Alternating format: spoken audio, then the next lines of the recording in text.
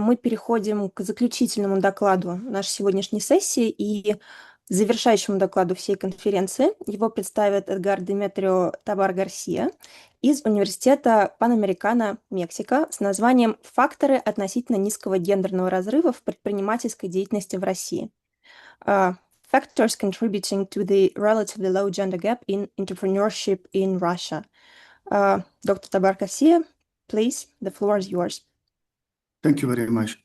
I would like to underline two things about my presentation. First, because it seems to me this is highly important, I'm talking about a low or small gender gap in entrepreneurship, because in other contexts, this could be a problem, and I will tell you later why. Yeah, first this one. I'm not telling you that there is not a gap. Yes, there is a gap, and this gap is favoring males. It's like that. Nevertheless, in Russia, this gap is small. It's lower than in many other European developed countries, and it's smaller, it's lower than in my country, Latin America, and so on.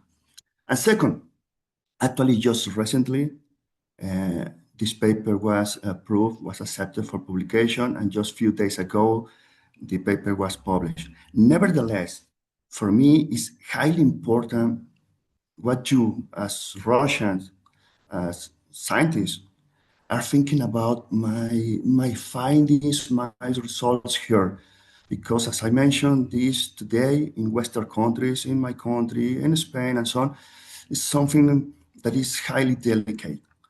Well, let me go ahead with two ideas. Oh, what is happening here? Two ideas behind the motivation of this paper. And first, with my students, I'm in a university, private university, but actually this is a business school. And therefore, most of my students in the future, they are becoming entrepreneurs. Actually, they will be running the family business, the family company. And when I have been asking my students, what kind of variables could predict that someone becomes entrepreneur? Well, you can see here the picture, how this is looking. And you will note something that is interesting. Nobody mentioned that gender. Most of the time I had more males than females in my class, but nevertheless, nobody will tell you, you know, professor, just because I'm a woman and I'm a girl, most probably I will not be running the business of my family, or I will not be becoming an entrepreneur. Nevertheless, for sure in my country, the gender gap in entrepreneurship is big, is favoring males, obviously, and I'm not sure about the size of this one. Therefore, I will not comment what this is the percentage of this gap, but it's obviously not small. Particularly also in the informal sector, as I was mentioned before, what Anna was presenting. Then later, when I'm looking at the Russian case, obviously I'm not Russian, I'm a Russian citizen. I have been in Moscow last year, and I'm talking with people, discussing all these concerns, what is happening about this gender agenda from the United Nations, what is happening in my country, in Europe, and so on. And I found this video by this girl in YouTube, quite popular seems to me, because this girl is never talking about these political concerns. She's doing something different. She chose in her channel how to travel in Russia, was interesting, and so on. And she has only one video about these questions, about this gender gap discussion that we have in Western countries.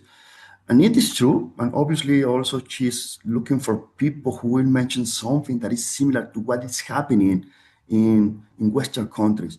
And it's true that still I can find people, as this girl in Moscow, that mentioned, you know, it seems still we have very, very traditional roles in Russia, where actually a man should go to the labor market to get the money and so on. Nevertheless, in my opinion, and probably it's easy for me because I'm coming from another country, I'm coming from Mexico. Probably you listened before this, what it means to be a macho, el macho mexicano. Well, it's quite popular in Latin America and so on. When people are talking about these gender concerns, if you are Mexican, for sure, you are in favor, against all these movements in favor of females and so on. And looking from here, I have been in Arab countries, in Dubai, Sharm el-Sheikh. I have been in Europe. I was living and studying in Barcelona. I know what my European friends are thinking about it. And I will tell you is that nevertheless, in Russia, this is not so simple. It's not looking like in middle-income countries like Latin America, and it's not looking like in Europe. And therefore, it seems to me that there are many things that actually Russia is doing very, very, very well. But even Russian scholars in Western countries seems to me that they are not recognized. And therefore, given all these context, I was thinking how to establish a racist question, a racist problem. And first, yes, it is true. Overall, almost in practice everywhere, women are underrepresented in entrepreneurial activities. That is true. We had a lot of evidence about it. Now, look at these figures.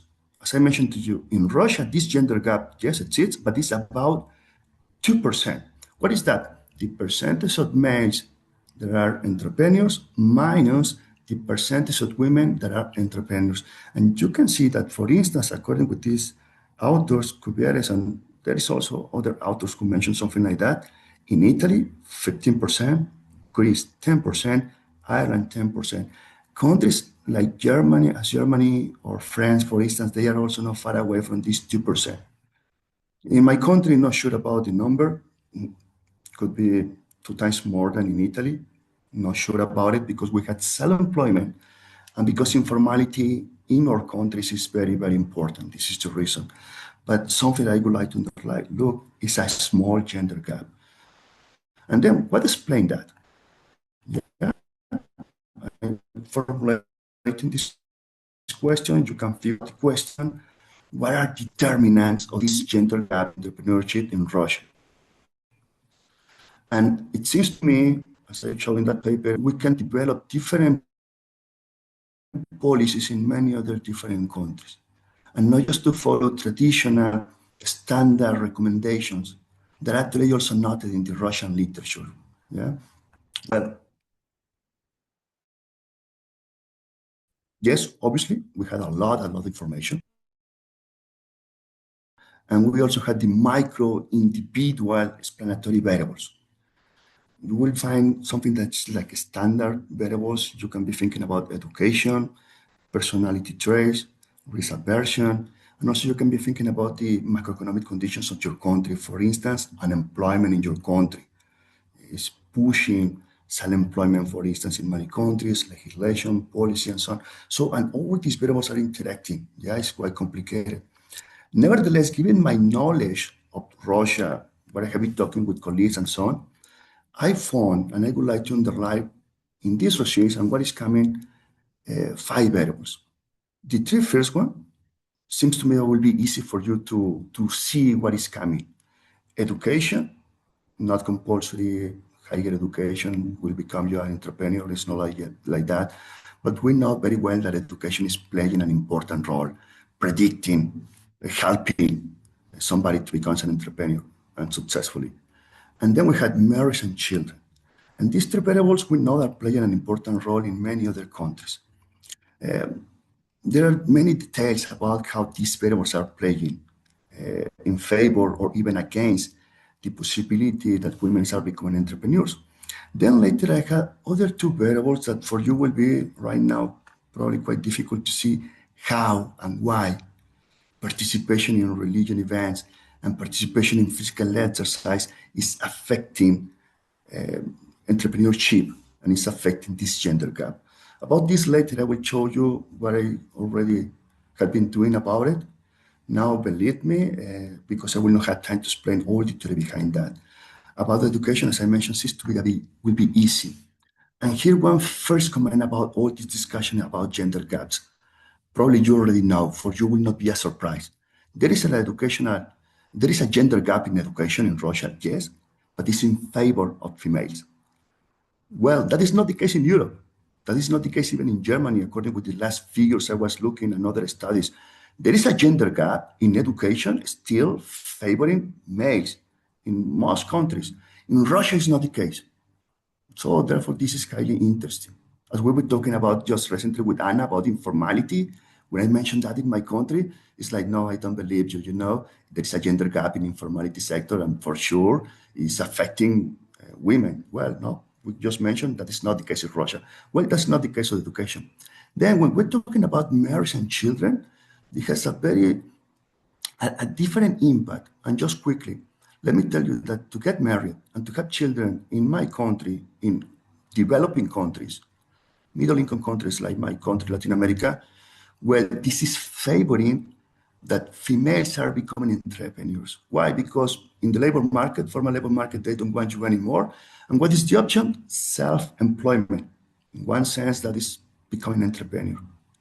In developed countries, you go to Europe, well, it's more this traditional role. You know, we got married, we had the first child, and especially when it's coming the second child, it's a moment that you stop your career, even your entrepreneurial career, and now let me, to me as a male, to take the concerns about the income that is coming to home and so on. Well, it's slightly different. I will tell you what is happening about these two variables in the case of Russia, that in my opinion is highly interesting. Well, about the data set, you know this very well, very nice, really powerful, that everything you are doing here, no, all countries have this kind of longitudinal studies. And I'm using 20 ways from the year 2000, 2019. I'm skipping concerns about coronavirus and the concerns with Ukraine and so on in this paper. Yeah. Then later, yes, I take in this year, but now I said, let me remove this. And I'm just taking these adults between 18 and 60 years old. And well, you know this survey. Let me go ahead. In the survey, there are two questions that are important to try to approach who is an entrepreneur and who is not. The first one is very simple. Are you an owner or not? And the second question is, are you doing an entrepreneurial work or not? Well, those who answer yes, you know, a dummy variable, you are an owner, you are an entrepreneur, if you answer yes also about entrepreneurial work. And then for those who answer yes to be an owner and yes to be an entrepreneur, well, we had this owner and entrepreneur. Then I had information about the firm size. Given the information about firm size, I will multiply these dummy variables by the firm size, and I will get a proxy variable about the amount of employees that you had in your company. Therefore, very important, I had binary dependent variable, and I had a continuous variable given this answer to the size of the firm according with the number of employees. Important about this, I can figure out who is a self-employment, if I'm assuming that you don't have any employee or only a few employees, versus those that actually are opportunity-based entrepreneurs, that they are actually creating jobs, job creators. And this is important because in the literature, you will not find this difference between those who are just an owner and then later tell me how many workers actually you have in your company, and it's highly relevant. Well, let me go ahead. We know what are the dependent variables. In this data set from RLMS, very interesting. It is true also according with this, that the gap in the case of owner, for instance, but overall, is small in comparison with many other countries. And addition is this 2%. These are males who are reporting entrepreneurs. It's the beginning of the century. We can figure out what happened at that moment. Yeah, we all know what happened in Russia. Could be an explanation. And these are females. And you can see that this gap, that is what actually is interesting for me, is quite constant. Yes, there is something wrong here, coming from the financial crisis. I cannot see, I didn't show you what is happening here, but the gap after the 2019 is even decreasing. But this gap is about 2% and relatively constant. Yeah, this is something that is interesting. So I agree, the gender gap in entrepreneurship in Russia is small. Then I had these explanatory variables, traditional predictors that we will find about who is becoming an entrepreneur and who is becoming an opportunity-based entrepreneur. And I would like, again, just quickly to pay attention in the key variables that I mentioned to you. I had education, and I'm using this ordinal variable from one, just the elementary school, to six, those who had higher education. I had married, a dummy variable. I had children, number of children under the age of 18. And then I had these other two variables that I tell you, believe me now.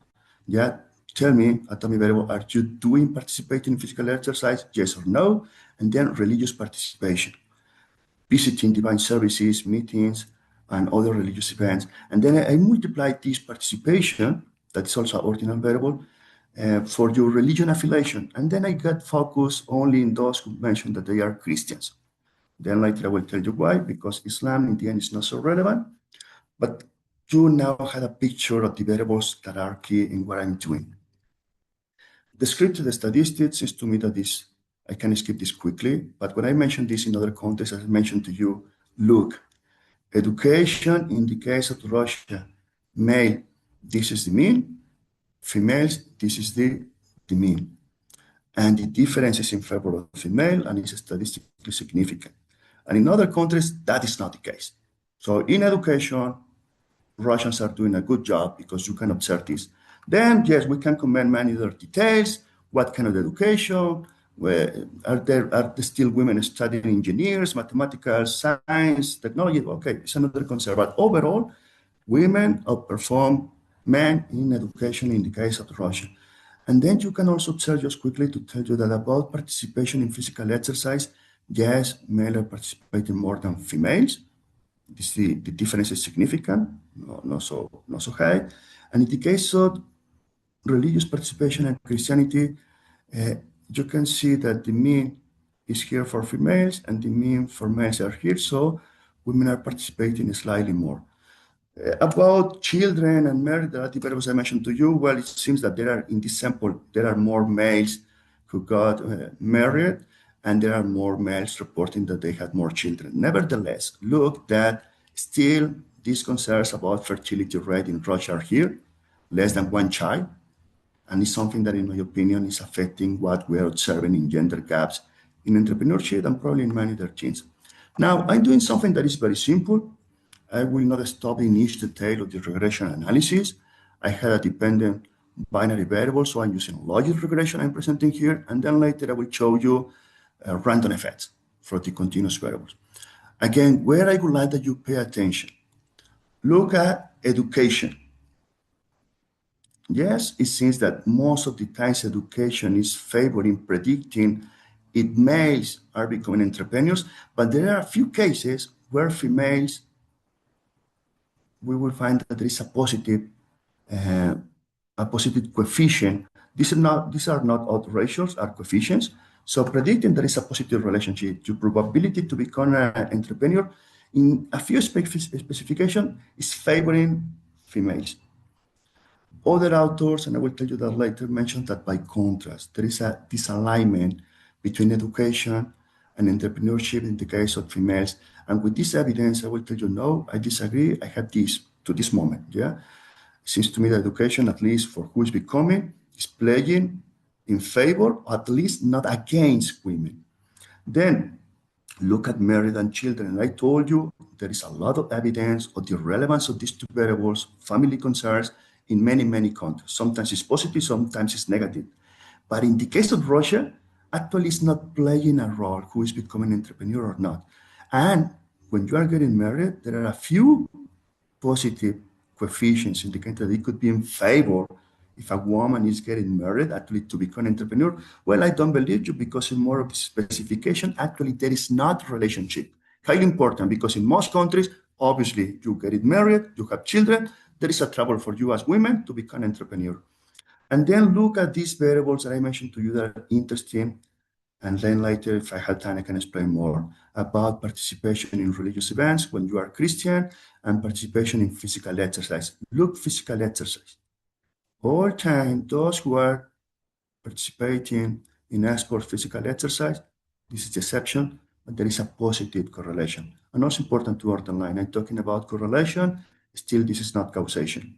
And when you're looking at this Christianity, yeah, here you can see Islam only one in the case of males, but Christianity sometimes is also telling us that it's important for males and females. These are a couple of discussions here, but there is some evidence telling us that it could be religion also a relevant variable for this. Quickly, very similar, just now we have random effects. Now we have the size, the number of employees that these entrepreneurs have. And we will see again, education in this case, in this specification is presenting, and it's not presenting a positive coefficient in the case of females. It's positive for males, not for females, okay, I agree. Then married and children, very similar to what we mentioned before. Actually, there are very, very few coefficients who are telling us that relationship, in particular for females. And religion, in this case, here is religion with Christianity, positive in females, Here is not, but here is again positive in the case of females, positive in the case of males. And again, physical exercise, you can see there are several positive coefficients that are telling us, it seems that physical exercise should be playing an important role in what we're observing. Given these results, given these findings, I would like to underline first, I can agree with this, that education seems that it's not predicting female entrepreneurship. Nevertheless, I don't agree with other scholars, in the Russian case, in the Russian language, that this because there is not an alignment between education and entrepreneurship. It could be that actually already education has been helping to close the gap. I did not show that evidence, but I had evidence about it. I'm doing something else. And already I found something like that using a decomposition analysis. Now, about marriage and children, guys, in Russia, that is irrelevant. Women, you can get married, you can have children. Most probably you will have only one child, but this will not be affecting your probabilities to become an entrepreneur and to become an opportunity-based entrepreneur to create jobs, according to what I'm observing here. Then about physical exercise and religion, as I mentioned to me, seems to me that it's highly important for women. Women can close this gap about participating in physical exercise. And then later, I can tell you that there are highly important indirect effects that will increase your probabilities of becoming an entrepreneur. So women do exercise, do sports, not just because to look healthy or beautiful, but also because it will be favor you in the labor market. I know that. And also if you want to become an entrepreneur. And about religion, it's highly important. It's not about you are a believer or not. It's not about your religion affiliation. It's about you are participating or not in religion events. And why? Because when you are participating in these kind of religious events, there is evidence suggesting that you will obtain social capital, networking. And this should be helping not only males, but also females to develop an entrepreneurial career. Overall, two key conclusions. I disagree with many Russian scholars in Western countries and Russian scholars in Russia publishing in Russian language. It seems to me that it's not possible just to replicate traditional policy recommendations in Russia to close this gender gap in entrepreneurship. According to what I'm telling you, it's not like that. We don't need these traditional explanations and traditional policies. And by contrast, it seems to me that it's important we would focus in these other non-traditional explanatory variables. As I mentioned, religion and physical exercise. As I mentioned, the paper is published just recently. A few days ago, they told me your paper is already here online. For me, it's important because it's a Russian journal, so I was expecting that Russians were reading to me what I just told you, what I'm just telling you here, right? About the role of sports and exercise in entrepreneurship. I presented that paper, this paper, 2 years ago. I got it just in the end, the International Journal of Sport Finance. Quite difficult. It's in this list A at the Higher School of Economics, so it's a good journal. And here I had the theory, quite complicated. I cannot tell you more about it. So here I had the theory that is explaining these indirect effects, the mediation moderation role of sports and physical exercise and entrepreneurship. And what I'm telling you now, this is particularly relevant for women to exercise. And about religion, I got this paper in 2022. Here I found this evidence, it seems that religion is playing an important role in the case of Russia because of social capital. And then also in this paper, you can find this information, details about it. Finally, guys, this is my email. You probably can Google me easily. Somebody's doing something related, probably we can collaborate. And I thank you for your time. Thank you for the possibility to be here. Спасибо большое. Убачить вопросы, можно поярство по-русски, конечно. Спасибо. Thank you very much, Edgar, for your interesting presentation. While other participants think of their questions, I will just ask mine. I actually have two. One is more technical. The other one is more like, about the determinants. So could you please clarify the difference between the owner and the entrepreneur? Because it appears in the table, but it's not quite clear what is the difference. Yes, I agree with you. I was just skipping quickly. In the RLMS, you will find one question, and the question is very simple. Are you owner or co-owner the company where you are working. So if you are reporting, answering, yes, I'm owner or co-owner of this company, so that is an owner. There is not more information about that. It is true that when I'm presenting this with guys who had a good background about this entrepreneurship literature, it's a major concern because it's not so easy actually to define who is an entrepreneur and who is not. Well, I just telling you, I have this question, it's a proxy variable. And then in addition, I also had a second question. The second question is also very simple. After that, after I asking you, are owner or not, are you doing entrepreneurial work here or not? It's just like that. Are you doing entrepreneurial work or not? Yes, I'm doing entrepreneurial work. It could be that somebody is not an owner. I am the CEO, and I'm thinking, obviously, I'm doing the work of the entrepreneur. And the guy who is the owner, well, actually, he's not doing almost anything. Yeah, it's just here sometimes. Therefore, it could be that I'm the owner, but actually I'm not working. And it could be that I am not the owner, but actually who is the entrepreneur here is me, the CEO, and I am a worker. And therefore, I take in these two simple questions to try to measure entrepreneurship, to project entrepreneurship. And yes, it's a concern in this, it's a limitation of this research because entrepreneurship is not something so simple. In particular, the distinction between self-employment versus opportunity-based entrepreneurship, those that actually are successful creating jobs, to the style of Joseph Schumpeter when he's describing entrepreneurship, for instance. Did I answer your question? Yeah, thank you very much. I understand it now. So my second question was whether you could elaborate more on the intuition between including religiosity and physical activity into the model, because it's not Yes, that. it's not so simple, obviously. This is what I think is actually highly original for my paper, for what I'm doing, yeah? Because it's something that you will see, come on, how religion is this, or how, because I'm doing exercise, is affecting this. So it's not so simple. I will try to explain this quickly, yeah, to tell you the reasoning behind the role of these variables, because actually it was difficult to get these two papers published because it was difficult to explain people the theory behind that. But in the case of religion, it's not about your affiliation. Nevertheless, in many other countries, there is evidence that religion, and Christian, and Muslim, and something else, well, your religion is affecting you culturally.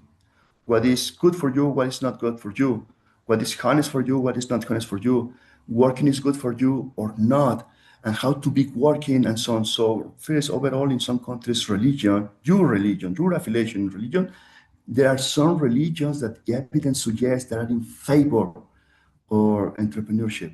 And other religions that sits by contrast because of your religion seems that it's not good for you to become an entrepreneur. Could be that Max Weber with this traditional book is a good example of what I'm telling you. Therefore, first, yes, it seems that religion, we had evidence about it. Your religion affiliation is affecting this because it's affecting your institutions, informal institutions, the informal rules that I'm telling you the incentives to do or not something. Then second, and that is what actually I found in Russia, religion is important because you will find a networking. You will find people participating in these religious events that actually will help you to develop your entrepreneurial career. As just recently you mentioned, how you are looking for a job. Well, I'm looking with my friends and I'm looking with my relatives. Well, when you would like to become an entrepreneur, also many times you are looking with your friends and relatives. And this religion contest with people who is a believer like you, similar to you, and so on, also is highly useful to find this kind of networking, social capital, to find those people that will be clients or those people that will help you as a provider, how do you say, the input when you are getting to develop your company and so on. So what I found, actually, what is your religion affiliation? What matters is you are participating or not in this. And I found evidence in the previous paper, and I found evidence here that yes, participation in religious events plays an important role because of social capital, because of networking, because of contacts and so on, to become an entrepreneur. And it seems, as I mentioned here, that this also is highly relevant for women to close the gender gap in entrepreneurship. Now, about physical exercise. This is something that in entrepreneurship literature we call moderation and mediation model. In the end, I call this just there are indirect effects. Not because I go to the gym, making exercise, playing football, I will become an entrepreneur. No, it's not because of that. Obviously, there is not a direct relationship. Nevertheless, there is evidence, and just got the paper accepted for this one in the theory and developing. Physical exercise will help you with your health, obviously, right? Your health status will be better. And health is important for almost everything. Then physical exercise, and I also have evidence about it, is useful to improve your educational outcomes. Your education, and when you are learning, or would you like to learn something else, so this is useful when you are doing exercise. And there is also an explanation because of that, but we had evidence of that connection. Then number 3, we're just talking about personality traits. There are the big 5 personality traits: risk aversion, competition, and so on. Well, physical exercise will help you, you men and you women. Don't be afraid about competition. Don't be afraid about risk, about your personality. That kind of personality that usually we show an entrepreneur is something that you can develop when you are doing physical exercise, participating in sports. And finally, also because of social capital and networking, when you are in these team sports, when you go to the gym, you are meeting people. And many times these people that you are meeting could be your coach, could be your peers, could be also your competitors, the guys from the other team. These guys are becoming a networking that many times is becoming highly useful to develop your entrepreneurial career. And therefore, this is the theory behind these two variables that actually the previous literature oversee. They don't pay so much attention on that. And when I was analyzing these variables for other research and so on, I noted that this is also important to explain entrepreneurship. And now I'm telling you that it's also important to explain and to reduce the gender gap in entrepreneurship. Okay, thank you very much for your very detailed explanation.